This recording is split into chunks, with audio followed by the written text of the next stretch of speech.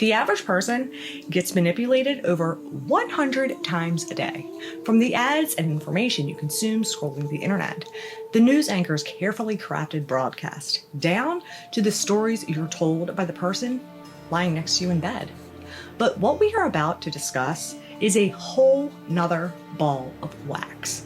From just your garden variety manipulation or subtle nudge of persuasion. It is the ghost in the machine of modern society. It is the chokehold disguised as a hug, framed as help, packaged as progress, to guide your decisions without you ever feeling the tug. And if you think that you wouldn't be fooled by this type of manipulation, or that narcissistic psychopaths are rare, and that you haven't encountered one, you are exactly the very person who needs to listen to this the closest. Look, I'm going to be blunt with you. This video isn't just a listicle of manipulation tactics. It is a wake-up call about the true horror that arises from dark psychology. And this isn't horror for thrill. This is horror for clarity, for truth, and to blow the roof off of what just might be the most brilliantly, twistedly wicked, and fucked up version of mass gaslighting ever demonstrated. As dark psychology, mind control, brainwashing, coercion, and the conscience void individuals that use it most efficiently aren't some conspiracy any more than they are a modern problem. It's not new, it's just evolved. It's been perfected and has become insanely more dangerous than most people realize. But, well, that's the whole point. Not like masterminds, but like a machine with no brake system. People with no functional conscience don't just lack guilt. They interpret others through a fundamentally alien lens, getting more deceptive, more cocky, more sadistic, and eventually becomes a strategic irrationality that they learn to use as a weapon of control of predictable chaos. Their contradictions are mistakes, they're shackles, creating a psychological environment where truth is irrelevant and obedience is survival. Whether in POW camps, abusive relationships, or institutions. What happens when these conscious void individuals get put into positions of power? They don't just dominate people, they dominate definitions. And once the language is theirs, the truth becomes treason. Then in 1940, Frank Wisner took this to a whole new level, using propaganda, shadow networks, engineered truths, controlled narratives, and fabricated reports to build America's secret wars, using the media to manipulate public opinion by feeding them controlled narratives. They planted false stories, suppressed inconvenient truths, and framed disinformation as patriotic journalism. A covert CIA program launched by Wisner was Operation Mockingbird. The CIA paid over 400 journalists and reporters from organizations such like the New York Times, Associated Press, Newsweek, Time Magazine, CBS, just to name a few. Some spied for the CIA under press credentials. Others had their work edited and approved by the agency before publishing, and conveniently helped to the CIA keep their psychological warfare units, the projects that were so sinister they sound like some demonic horror version of Pulp Fiction, in the dark. This torture masqueraded as treatment, where ordinary citizens, military personnel, patients in hospitals, psych wards, prisoners, and even children in detention centers and orphanages found themselves pulled in to grotesque, inhumane experiments, and they had one mission: learn how to break people without touching them. But what's even more unsettling? Dr. Ewen Cameron, the man who tried to erase the human soul and got paid for it. But not just any doctor, the president of the American Psychiatric Association, the most prestigious position in mental health, the very organization who publishes and writes the DSM. But that's not all. He was also the president of the World Psychiatric Association, top consultant for Nuremberg trials. All the while, the same Dr. Cameron was running a psychiatric slaughterhouse and torturing people in a Montreal basement for Operation MKUltra. He literally tried to wipe people's minds clean and rebuild them like machines, using high doses of LSD, electric shock therapy at 30 to 40 times its normal power, weeks of sensory deprivation, and what he called psychic driving, a looping audio message played on repeat for days, with messages like, "Your mother hates you," you're worthless, sometimes played in different speed and included incremental and unpredictable pauses, but never more than a brief momentary lapse before the silence was once again interrupted by this looping message. As the key to breaking one's mind was repetition, most of Cameron's patients had entered the institute for problems such like neurosis, anxiety, or postpartum depression, and left unable to speak, read, or remember their own children. Then there was Dr. George Estabrooks, the hypnotist who turned ethics into a party trick. A professor at Colgate University and a leading authority on hypnosis, he was loud, proud, and damn near bragging about what he was doing. And what he was doing was splitting minds of soldiers, children, and civilians for a CIA paycheck, using hypnosis to create split personalities, to which he referred to himself as Jekyll and Hyde. He claimed that he could hypnotize a man without their knowledge or consent and have them commit murder without even knowing it. But the golden boy of hypnosis was Dr. Martin Orne, the doctor who helped the APA draft its ethical guidelines for hypnosis while secretively breaking every one of them as a CIA contractor, drugging and hypnotizing unwitting test subjects for mind control experiments. People went in looking for therapy and walked out hallucinating and fragmented. Then there was Dr. Jolly West, the smiling assassin of the psyche, the doctor who shook your hand while silently wondering how far he could push your mind before it snapped. Head of UCLA's Neuropsychiatric Institute, expert witness in high-profile cases like Jack Ruby and Patty Hearst, was also a CIA psychiatrist running experiments that he referred to as erasing and rebuilding. Experiments that were so disturbing, his own private records were also partially destroyed. He became so obsessed with wanting to re-engineer the human mind that he literally tried to build a laboratory on his personal own, disguised as a hippie research clinic in Ashbury, where he could study how to control and manipulate dissidents during the counterculture movement. Now on to Dr. Harold Abramson, who helped take MK Ultra from being unethical to full-blown criminal.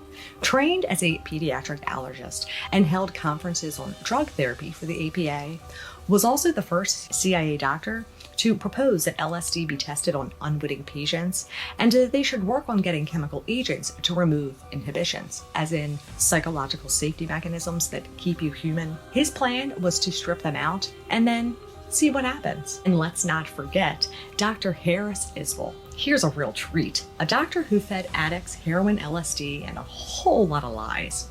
APA member and director of Addiction Research Center, a U.S. public health service facility in federal prison, consisting of dozens of experiments where Black inmates and drug addicts were deliberately kept addicted for participation in medical trials.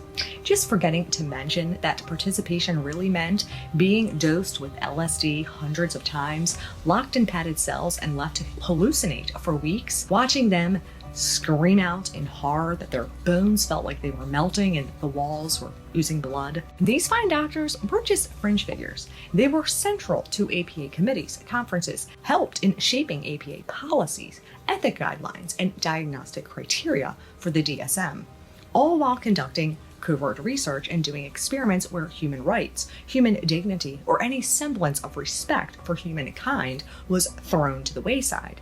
Administering drugs to individuals at levels so high it literally killed an elephant during these experiments, and used such outlandish frequencies and intensity levels of electric shock for days on end.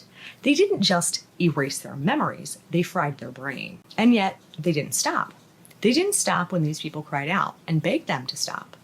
They continued on, and they documented them as progress. They carried these out until Richard Helms pulled the emergency abort mission plug in 1973 when shit started going down about Nixon and the whole Watergate scandal, despite already knowing how mind control worked for over a decade and a half. And drugs and shocking the brain had absolutely nothing to do with it. But how did they know? Well, that's the part I didn't mention earlier.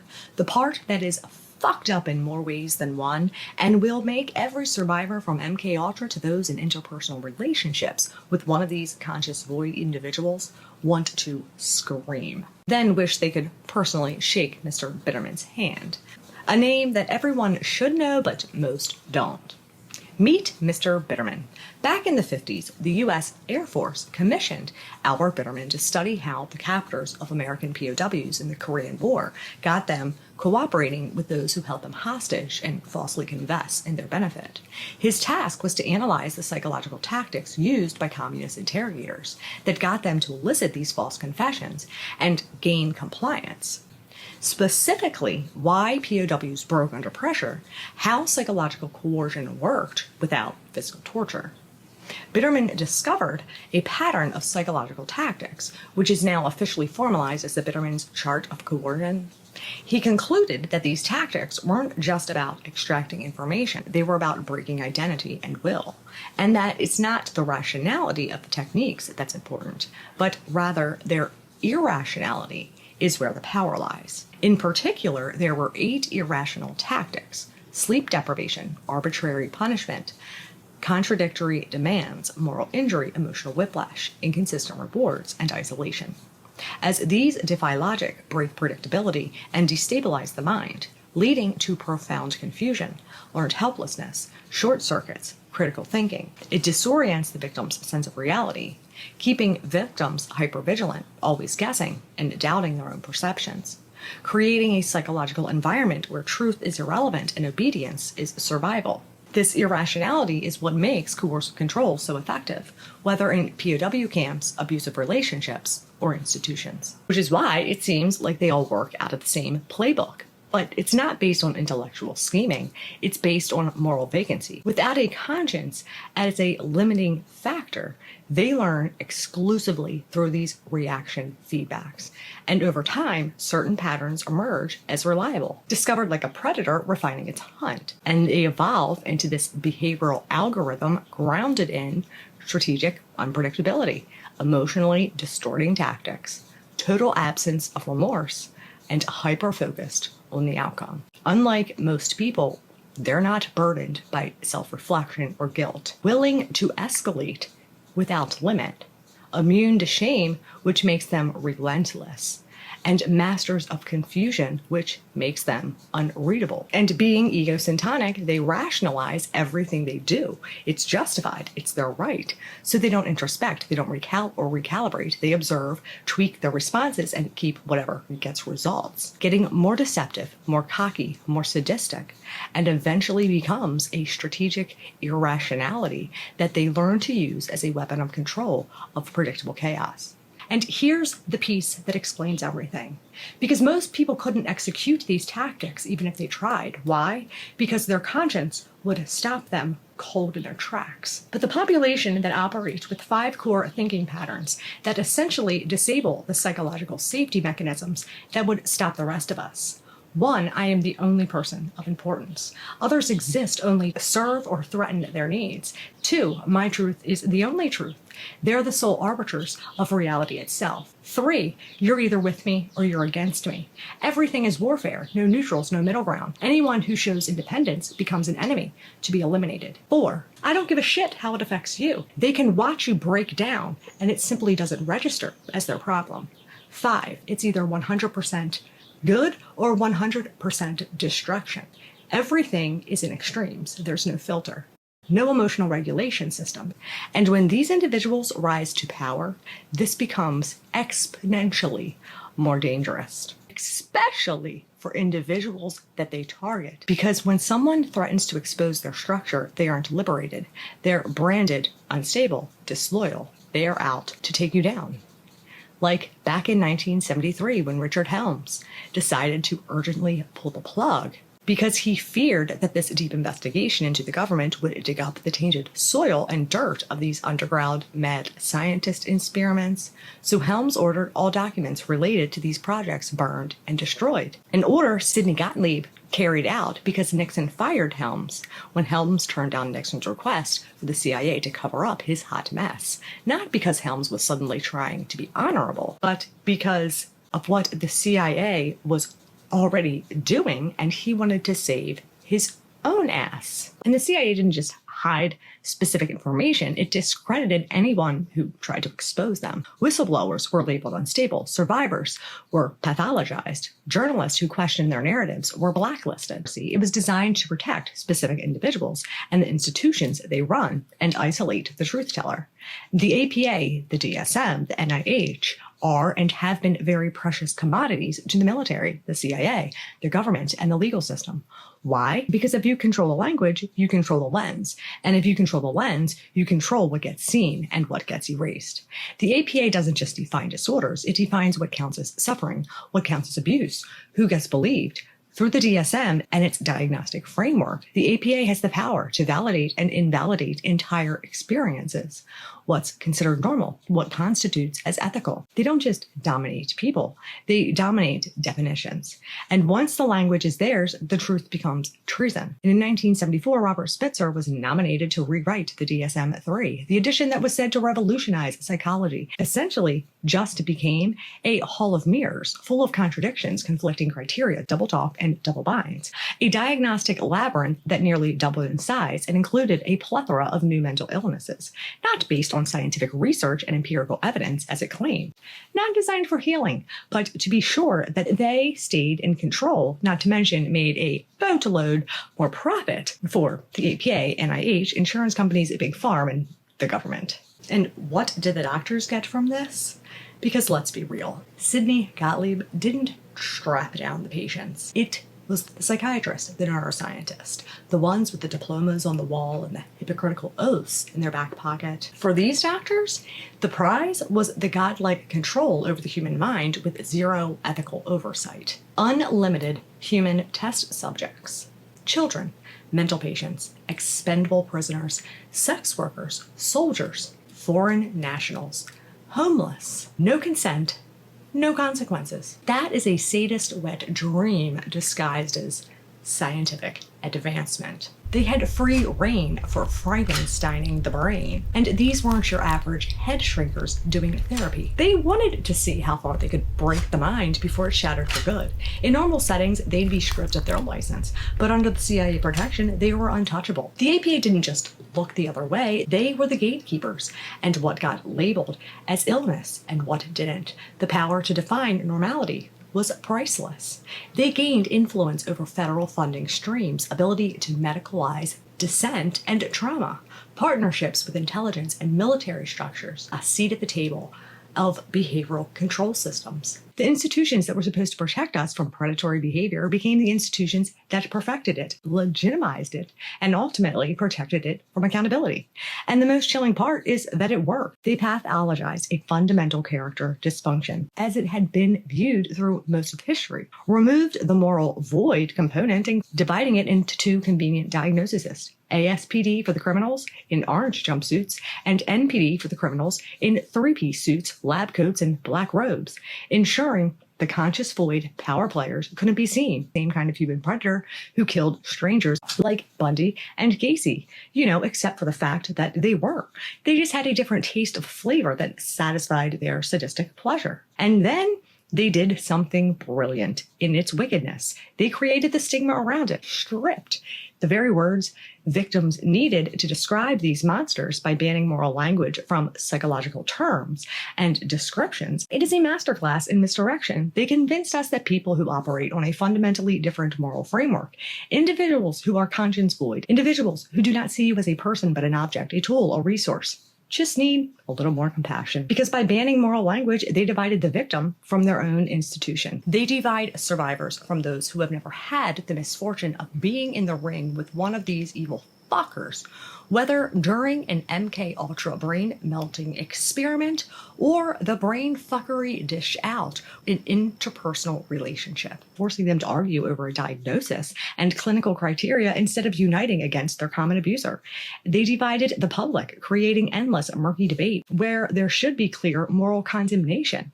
It protects the manipulator, and more importantly, it protects the system that enables them, which is profoundly devastating for survivors expecting to heal after they escape. Instead, they enter a second battlefield where institutions, professionals, and even loved ones echo the abuser's tactics.